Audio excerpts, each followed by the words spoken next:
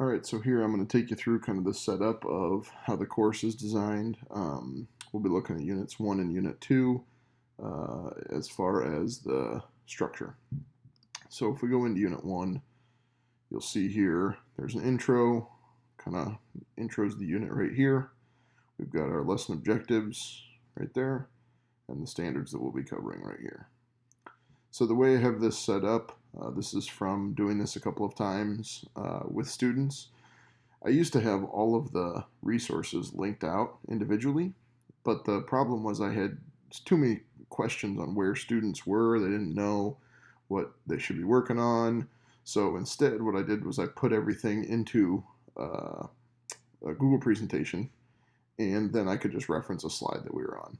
So these aren't just slides like you're going to take notes on them. Most of these are slides that here's things that we're going to do, and while we're doing something, sometimes I'll have questions that they ask, or excuse me, that they answer. Sometimes I'll have questions that they ask. Sometimes we have simulations that we work on. Here, for instance, talks a little bit about something and then has a demo that they can go watch. So the structure of the lesson itself is set up around the standards that we have to meet, and then the lesson objectives are written from those standards. So for instance, you'll use evidence to create an explanation for the origin of the universe. That's going to take a little while.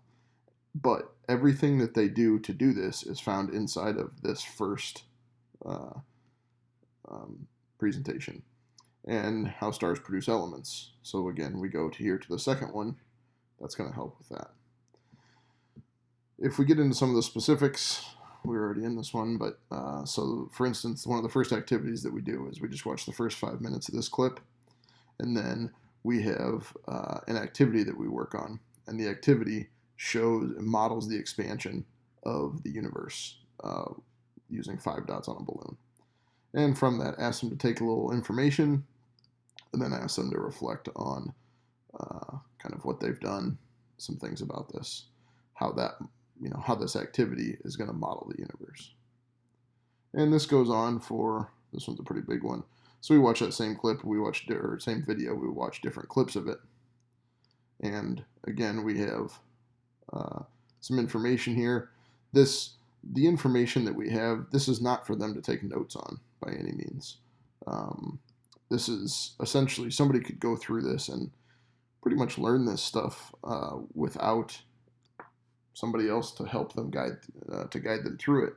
But it would probably take an adult to go through it to actually make sense of it. So these are just things that we talk about or we work on with as a group and such.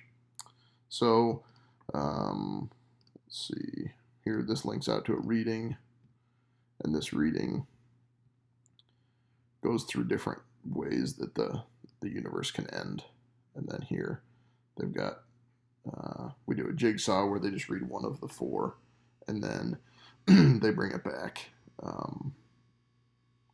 to their group to kind of teach their group about the one they read about. So that's kind of the structure that we have set up here. If we go into Unit 2, we have a similar structure.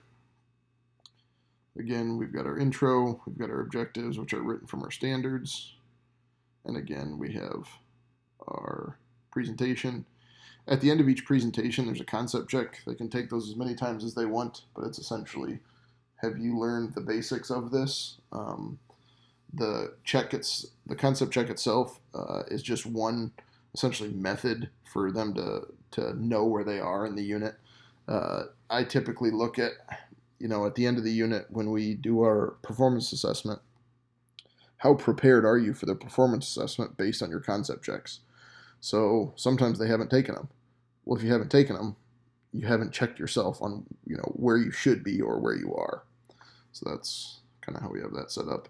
Again, if we jump into here,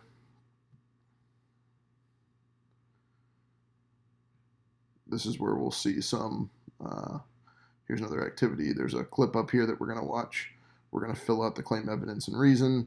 And I go through and, walk through a couple examples of how do you use claim, evidence, and reason to support an explanation of, an observed event. So that's pretty much the setup that we have.